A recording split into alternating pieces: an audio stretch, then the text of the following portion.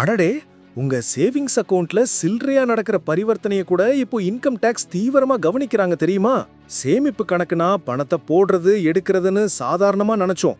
ஆனா அதிக வருமானம் காட்டிட்டு அதுக்கு மேல அக்கவுண்ட்ல வரவு செலவு நடந்தா அது தானாகவே வரித்துறையோட ரேடாருக்கு போயிடுமா.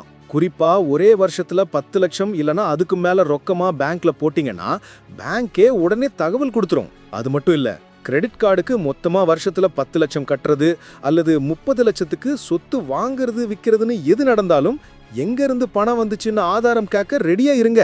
உங்க ஐடிஆர்ல காட்டுற வருமானத்துக்கும் உங்க செலவுகளுக்கும் மேட்ச் ஆகுதான்னு அரசாங்கம் இப்போ ரொம்ப உன்னிப்பா பாக்குது. திடீர்னு பெரிய பணத்தை எடுக்கிறது, நீண்ட நாள் சும்மா இருந்த அக்கவுண்ட்ல சடனா டிரான்சாக்ஷன் நடக்கிறதுன்னு எல்லாமே பேங்கோட டவுட் லிஸ்ட்ல தான் சேருது. இன்டர்நேஷனல் டிரான்சாக்ஷன், வெளிநாட்டு செலவுகள்னு ரூபாய் 10 லட்சம் தாண்டுனா கூட அவங்க பார்வைக்கு போயிடும். பேங்க் கொடுக்கிற வட்டி வருமானத்தை கூட ஐடிஆர்ல காட்டலன்னா ஆட்டோமேட்டிக்கா எச்சரிக்கை வந்துடும். உங்களுக்காக இன்னொருத்தர் செலவு செஞ்சு அப்புறம் ரொக்கமா பணத்தை உங்ககிட்ட திருப்பி கொடுத்தா கூட அதுவும் வரித்துறைக்கு புகாரா போறதுக்கு வாய்ப்பு இருக்கு. சோ தேவையில்லாத சிக்கலை தவிர்க்க ஏஐஎஸ் ஃபார்ம் 26AS எல்லாத்தையும் செக் பண்ணி ஐடிஆர் ஃபைல் பண்ணுங்க. பெரிய பரிவர்த்தனைகள் எல்லாத்துக்கும் சரியான ஆதாரத்தை பத்திரமா வச்சிருங்க.